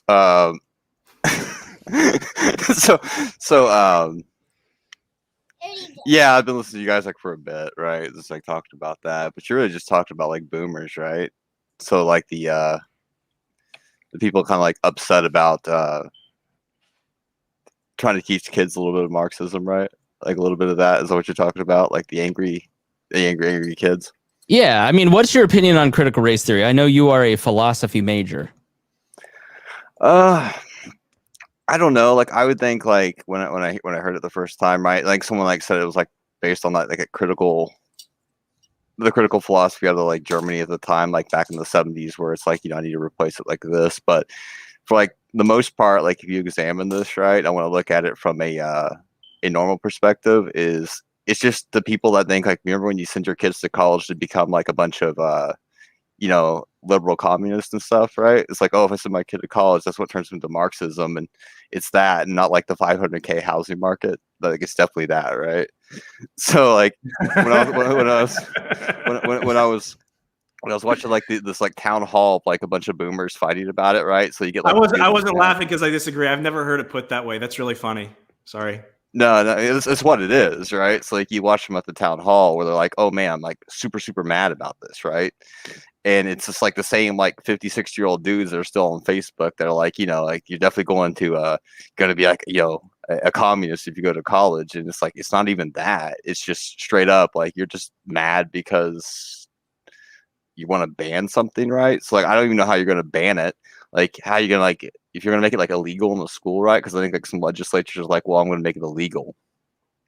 But when I look at it, I'm just like, how are you gonna even do that? You're gonna like go in like the hallway, right? And like, hey kid, talking about black people in a positive way. Like I think I heard that in the hallway, right? So like you gotta like kick the kids out of school. Doesn't make sense. You kind of like that's kind of how it comes across to me. It's like they don't like black people. The boomers that I see on Facebook. Like I get it, we get it, okay. I mean, I get what Rimzo's talking about, the very specific stuff, but when we're talking about the application, the application by a lot of these boomers is that they just don't like black culture and they don't want anything to do with it. And it's the same people that have said, the pull up your pants statuses.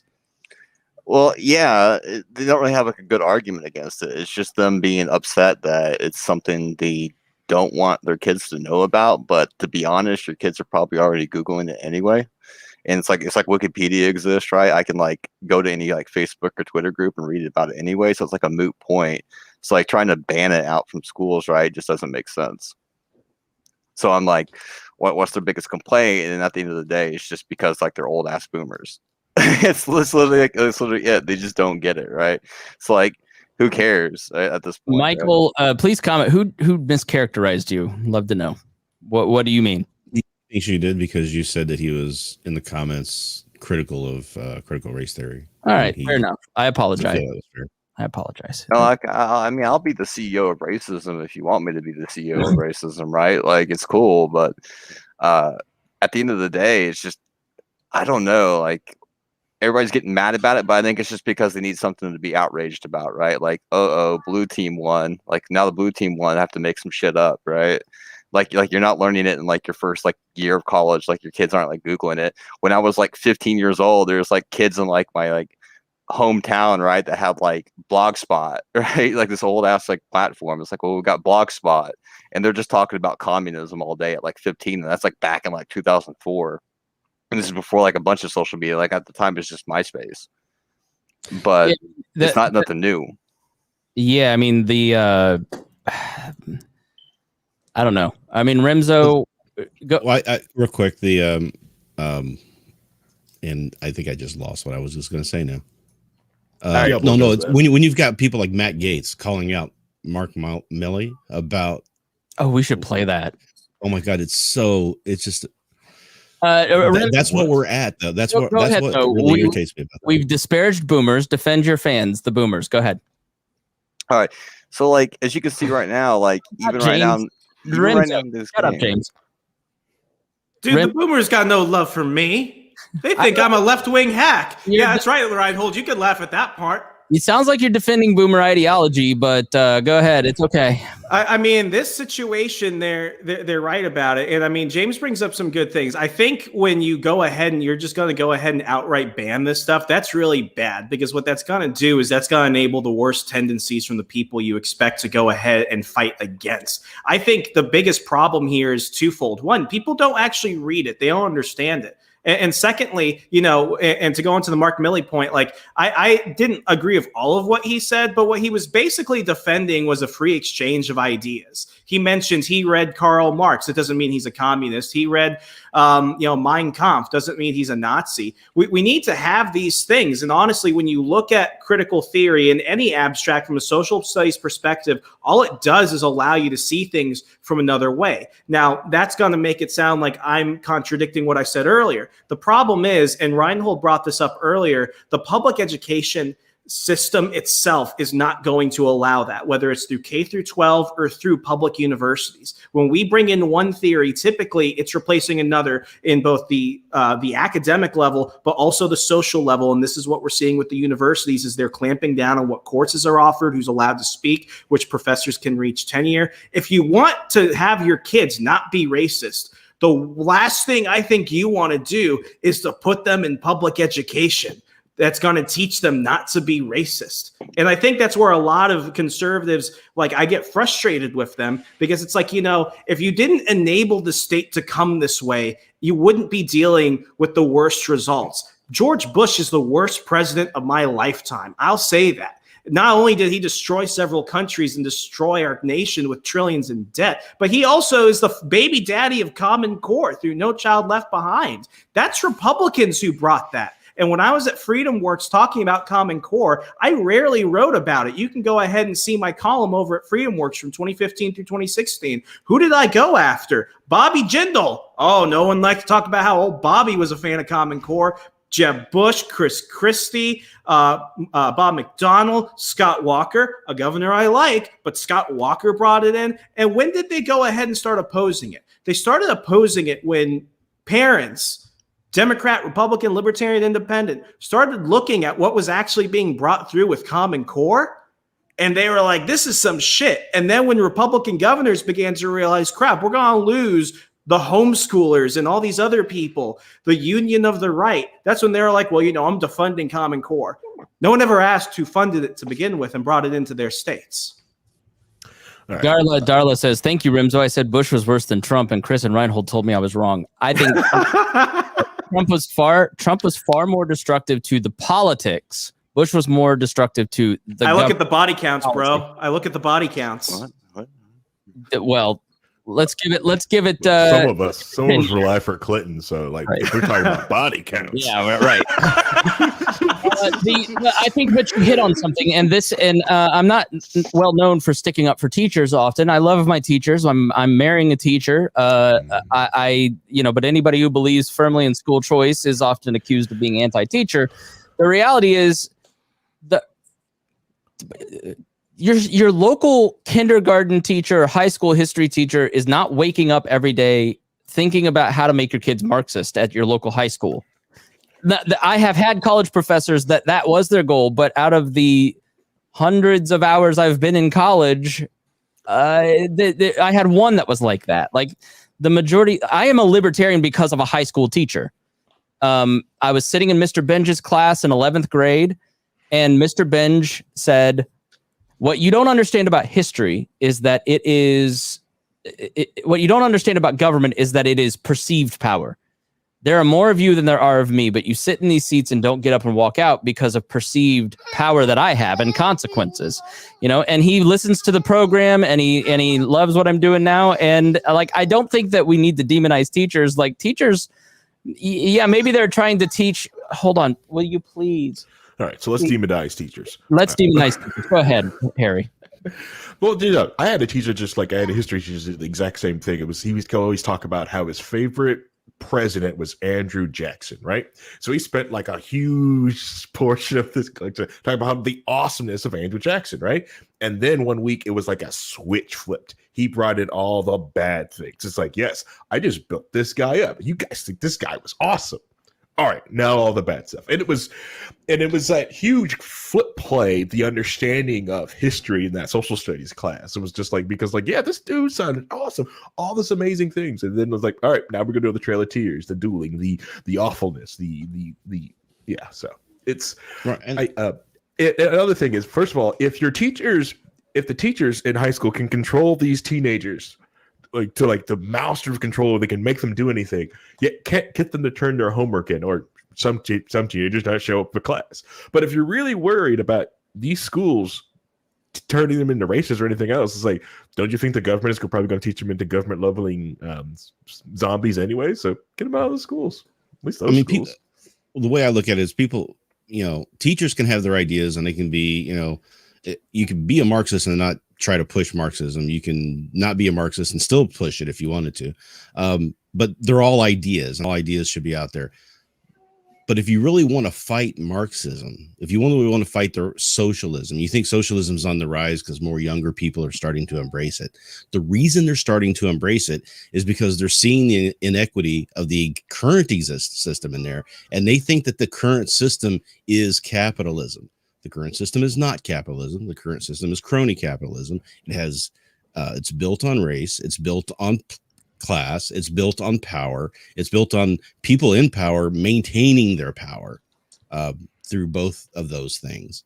And if you look at the differences in the past, we've seen redlining, zoning laws, licensing laws, loans not being given to people because of their race or their gender or whatever. There was a joke about somebody saying that roads were racist. Well, they weren't saying roads were racist. They were saying that the highway system, when it was put in, displaced a lot of black communities because that's where they chose to put the interstates, right? It was just very disruptive, and it was specifically done for that reason. So understanding all of that, I think, is very important. And that's what I like about critical race theory, is it's trying to look at that and examine that. But if you want to stop the rise of socialism, as I said, we need to do a better messaging, and we need to do a better system than we're doing now. And we have to stop. I see a lot of people on the right who are just defending, and that's really what conservatism is defending the infrastructure and the systems as they are, right? They want to defend those systems, but those systems are flawed. Those systems have problems, and we should be fighting to get those changed in a better way for people, so that younger people, when they see that they have a different way to go, a different path to think about it. That's all they see is capitalism is bad because of what we see with the inequalities. We need something else, and they only know about this other thing, right? Yeah. We need to do a better job of getting the ideas that we have as libertarians and the individualism and the liberalism back to their faces and show them that there are better ways of doing that. Nah, you're too deep, bro. You're too deep. Let go. Just let it go. Go ahead, Nies. It's like, well, if you can show them a different way, right? But like, let's be real, right? The most valuable thing you can have is land, right? Like Bitcoin, isn't it? Like your dollars, isn't it? Like nothing's really it besides land. No one owns any land, so it's like, even if I flip the system, like the most valuable thing that you can actually have is land, and no one seems to own it, so you're just gonna go right back to square one. That's why there's the great reset, right? That's why you get these pension companies going out and buying all the property, right? It's like, well, I'll just buy more property, buy more houses at low cost. And it's because if I own the land, I own the economy to some extent, at least the middle range economy. So then everybody becomes a renter, and everybody used to pay people rent, and you can raise the rent to $1,200, $1,400, whatever. So Rhinehold's well, we could teach them a different way, but that's the end game, right? So it's there's no point at this moment. You're past the point of no return. So you might as well just overthrow the system and get some gay space communism shit going. Might as well. Hashtag gay space communism. and make that trend, people. And there's nobody owns property, though. That's why another thing I want to get at is, in our current system, nobody owns property. The government owns the property. They let us rent it through property taxes, right? We pay a bunch of money, and we pay property taxes for rent, but we don't officially actually own it because of that. Because they could take it from you at any time. Yeah. It's not even the government, bro. It's literally if I have the capital to buy the property, and I'm a company, I'm buying property every day, right? I'm gonna buy this house 20% over market value, and now I own it. Every day. Oh, okay. Every day, bro. All puckered. All right. Gays own mad property. It's the new way. Man, they bring up housing values like it's nobody's business. That is true. But since this comes to buying it out, I don't have to worry about the Dietrich Convention. I don't even have to worry about the government taking it. Like hedge funds will take it anyway, right? So like it's already slided in that aspect. So it's like people worrying about it are like, well, I can reset it, or I can like go back and get rid of the crony capitalism. It's like it's just too fucking late. It doesn't matter. So at this point, you just burn it down. It's like at this point, you just literally have to wait till it burns down. So you just got to wait till like China invades Taiwan or some bullshit like that. Then no, I was having James Neese is our eternal optimist. No, that's like a real kind of full kind of guy. No, he's right though. I mean, I had lunch with somebody. Joe Hauptman was on the show last week, and we ended up getting lunch this week, and we were talking about Taiwan. You know, when you look at like, there's 20 million people there.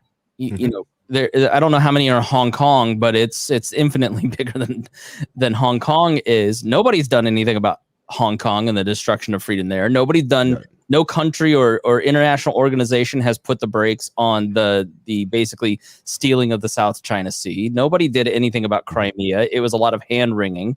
I'm not arguing for intervention, but I think it's going to be a tremendous conundrum for non-interventionists and libertarians when China invades Taiwan and starts to ratchet down on that free country and starts to obliterate freedom for 20 million people while disrupting global supply chains because so many things are made in Taiwan. Well, it's about the superconductors, right? So like the only place that makes superconductors and like high yield transformers for power grids is Taiwan. Like those giant like power grids that like Dakota works on or whatever that's out there, like these transformers, they take like 5 to 7 years to build. And the only place that builds them and the semiconductors for them is Taiwan. So it's like it's valuable to have Taiwan. So you're going to get like a blowback of like if they do like invade it, right? It's like if China wants to take it back, they obviously want it for the superconductor market. But is like America going to defend it, or is like the corporate policy of like I can't like really offend China or do anything to China because they have 1 billion people and those 1 billion people pay $5 a day for like my stupid products and I can't get rid of that, you know? So it's like that's what I mean by it's like kind of like too late because like no one's going to really do anything about it. Go ahead, Harry. Well, yeah, it's the Taiwan also has like a lot of that labor. There's tons of different businesses also went there. It is, and we're right now like this massive red zone of like when China is actually going to do it. If they're going to do it, it's going to be here the next like 5, 6, 7 years because of they're probably only going to do it like everyone's like they're going to do it this year. It's probably not. If anything, it's going to be ramping up forward until after the Winter Olympics that are going to happen in what is it, Beijing in 2022. They're not going to probably do it this one because they want to save face. They still want people to like them. They want people to look nice at them. And after the Winter Olympics, right before like their 100-year celebration, that's when it's going to start ramping up because they want to be able to get Taiwan, and then everyone's just going to memory hole. Oh yeah, remember they invaded that? Because right now they took over most of Hong Kong, and for some reason our Hollywood or entertainment industry just allowed that to get memory hold. No one really wants to talk about it or bring up I'm even worried about even saying the words like free Hong Kong here on Twitch because of the simple fact that like, you know, I can get us pulled right there easily. Yeah. My in-laws are about to go and drive to Chicago this coming week to pick up 5 orphans from Ukraine who were orphaned in the Crimean War. And like, we followed that a little bit, but it never occurred to me that there was orphans from that war, right? Like, because the American press didn't really talk about it. How much of Hong Kong was really like during the crackdown of Hong Kong, YouTube changed all of their policies, and you couldn't get alternative viewpoints. Like the Scott Horton view of Hong Kong and what was happening there wasn't on a YouTube search. It was ABC, and like they were talking about the drama. They weren't talking about the real hard effects. Like this to me, this stuff is like to me why it's much more impactful for people than a lot of the culture war stuff, because people are going to die. There is going to be millions of people that will be killed if and when. And don't be fooled. I know a lot of people love to celebrate the lab leak theory being validated because the press sucks. But there is no doubt in my mind that part of why Joe Biden gave that such a big lift and credibility when most presidents wouldn't take that step of validating something that their political opponents talked a lot about. I have no doubt that Joe Biden and the Democrats and the press are doing that as a pretext to build anti-Chinese feeling in this country in case they need to take a step towards military or some sort of aggressive act towards China, be it sanctions or military action. Don't be a useful idiot on that particular piece of information. Correct. And with language, let's understand, like, we're not talking about the Chinese people. The Chinese people are great people. We're talking about the CCP, okay? The Chinese Communist Party. That's the problem. That's the government organization that is doing the worst harm to human beings, period, on the planet, okay? We're talking, this is an organization that overfishes, has to completely just destroyed the marine life in the China Sea, like outside their own nation. That's why they have to make these awful flotillas that has gone through and just massacre most of the marine life, has had to walk back from going to the Galapagos Islands last year, but no one freaking heard about that. Like, oh yeah, you're making this crap up. Heck no. The CCP try to take out freaking endangered species while the Galapagos. They pay off people in Africa so they can go off and overfish over there. Like, it is a terrible organization that is just destroying this planet. They create 20% most of the carbon emissions that are in the environment, and no one gives a damn. You want to, if you really care about climate change, you want to do something about freaking China. Well, sorry, the CCP. They're the ones that's doing this, and everyone wants to get upset and look at what happened with the Miami Tower collapse. Dude, that's a daily freaking occurrence in the CCP. Some of the crap apartments they build up there, endangering the Chinese people's lives. Yeah. So this is the stuff that matters but it's not the stuff that the public wants. It's not the stuff that they click on. It's not the podcast that they download. It's not the thing that's going to get politicians donations. And for Republican politicians, critical race theory is the thing. And so let's end with Matt Gaetz grandstanding, the ultimate grandstanding politician who just couldn't be more shameless. And so this is him talking to Joint Chief of Staff Milley. What's his first name? Mark Milley.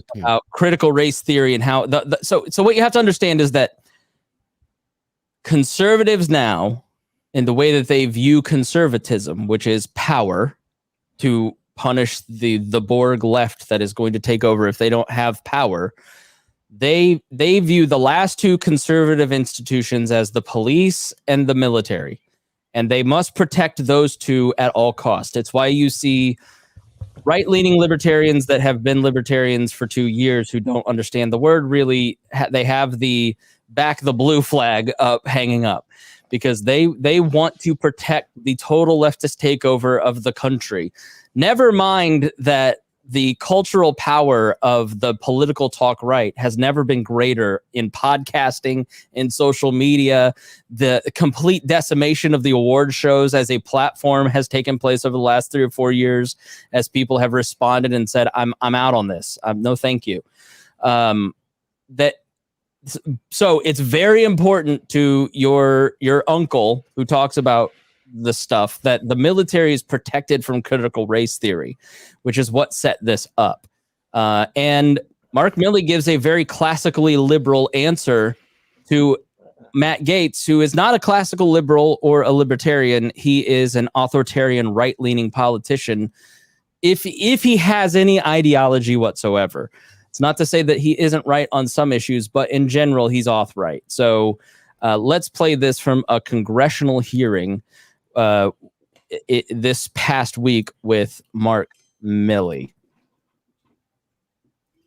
In my previous discussions with service members and particularly officers, I would hear about complaints over parts not arriving on time, long deployments, and in my more recent discussions with those officers, the number one issue that they raised to me with concern, often unable to speak publicly for fear of the type of retribution that Lieutenant Colonel Lohmeyer faced, they say that your stand down regarding extremism did not help our military, it hurt the military. And I want to share with you that perspective, that it caused service members to otherize one another. It impaired group cohesion. And interesting to me is that I've heard those sentiments most frequently from units that are majority minority, that this was not particularly helpful. So I wanted to give you the opportunity to maybe share with us more specificity regarding the definitions that seem to be a challenge when Ms. Hartzler was asking questions. How should the Department of Defense think about critical race theory? Could I make a comment, Secretary? I'm sorry. Well, I'm very limited on my time, General Milley. Well, I just want to make a comment that the feedback I know, but I've asked the question to Secretary Austin. I don't know what the issue of critical race theory is and what the relevance here with the department. That is Lloyd Austin, the first Black Defense Secretary, saying to Matt Gaetz, who lives online in a very online world, that I don't know what critical race theory is, and I don't know what you're talking about. We do not teach critical race theory. We don't embrace critical race theory, and I think that's a spurious conversation. And so we are focused on extremist behaviors, and not ideology, not people's thoughts, not people's political orientation. Behaviors is what we're focused on. I would like to yield some of my time to General Milley because I know that he had some comments that he wanted to make when Representative Gaetz was talking, as well as Mr. Waltz, about a similar subject of the stand down and race theory. Would you like a minute or so to comment on that? Do you remember what your line of questioning or thought was there? Sure. First of all, on the issue of critical race theory, et cetera, I'll obviously have to get much smarter on whatever the theory is. But I do think it's important, actually, for those of us in uniform to be open-minded and be widely read. And the United States Military Academy is a university. And it is important that we train and we understand. And I want to understand white rage, and I'm white, and I want to understand it. So what is it that caused thousands of people to assault this building and try to overturn the Constitution of the United States of America? What caused that?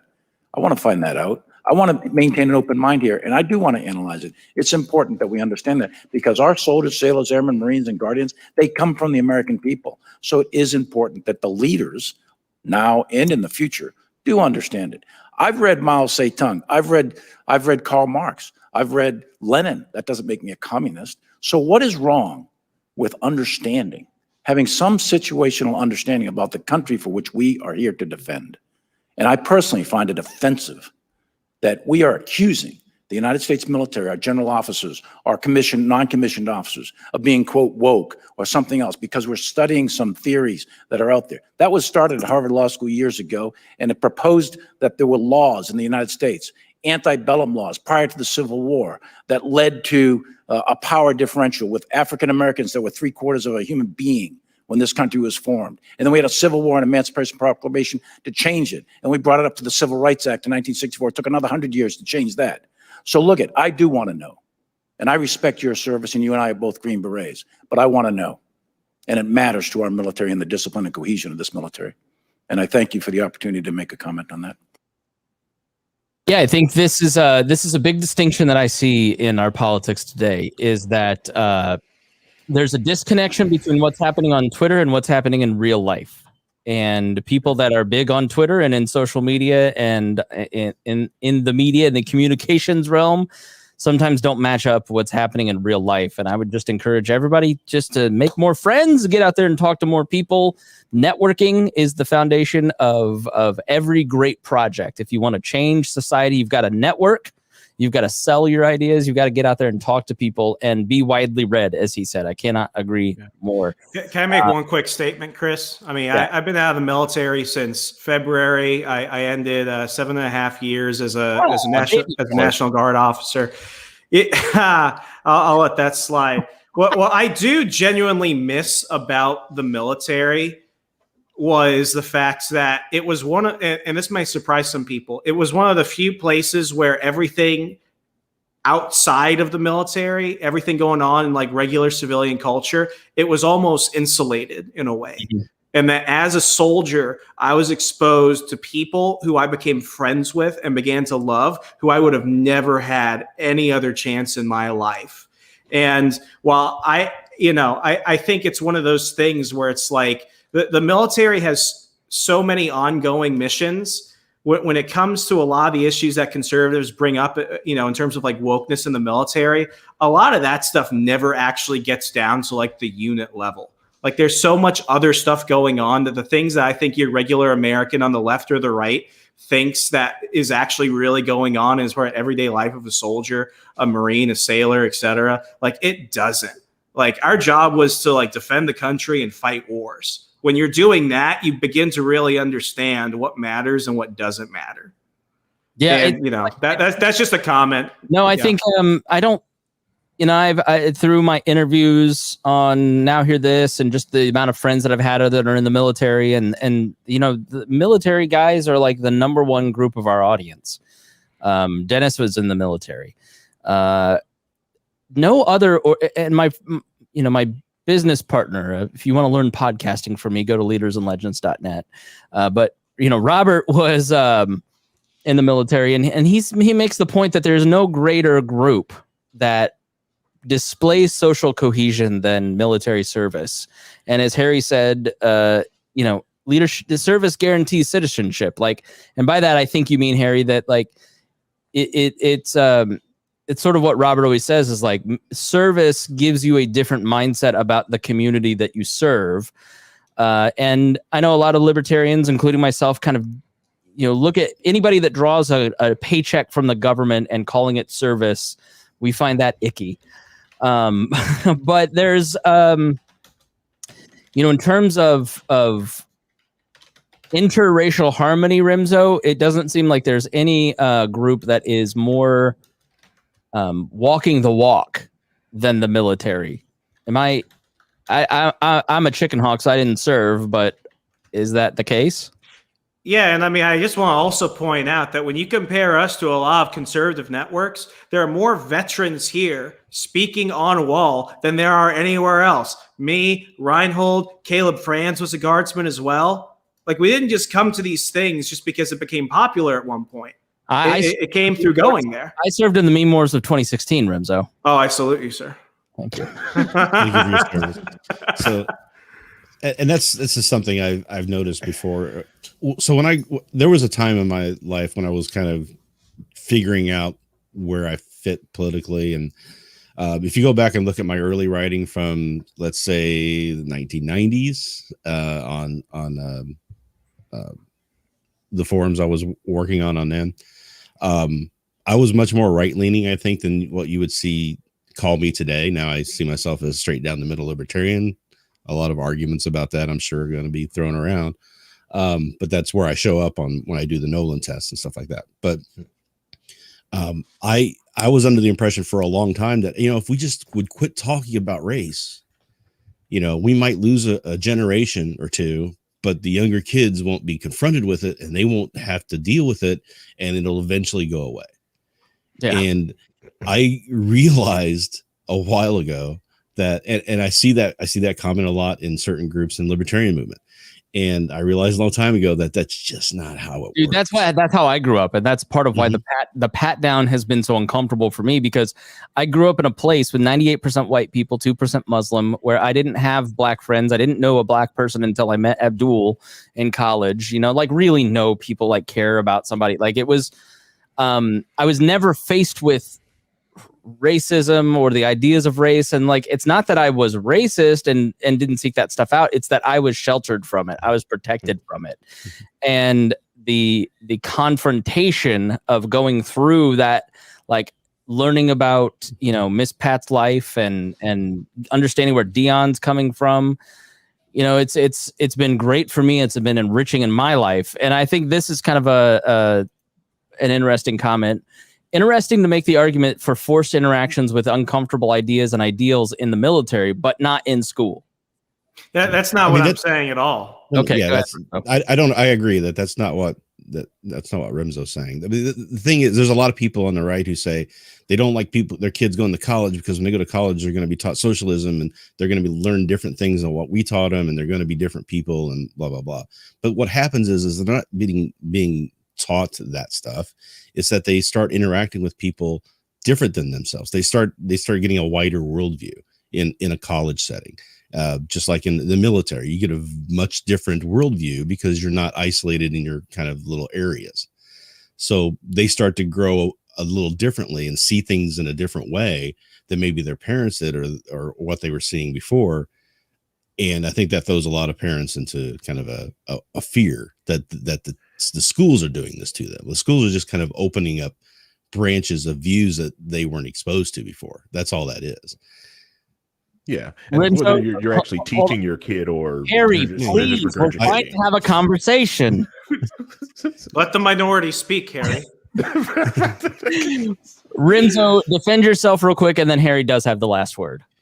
Yeah, no, by what that comment was basically saying, it's like, we're not forcing a theory to be taught West Point, the Air Force Academy, or anywhere else. I was saying that you learn that through interactions, through going through your job, through going through your training, through the shared experiences. What my criticism of CRT was, especially from K through 12 education, where it's being implemented, and also at the underground level, is that is replacing core curricula that is set up in the curriculums that the school districts approve, that is then being applied through different syllabi by teachers, where that is what you're going to be focusing on, and that is the structure. And it's one worldview. What I love about the university, and people make fun of Liberty University, but I read Karl Marx at Liberty. I read a lot of things at Liberty that I don't agree with, but my professors wanted us to go ahead and read it because it would make us more worldly. When you expand your thought and you give people the options of that, and then you expose them to different things equally, that's fine.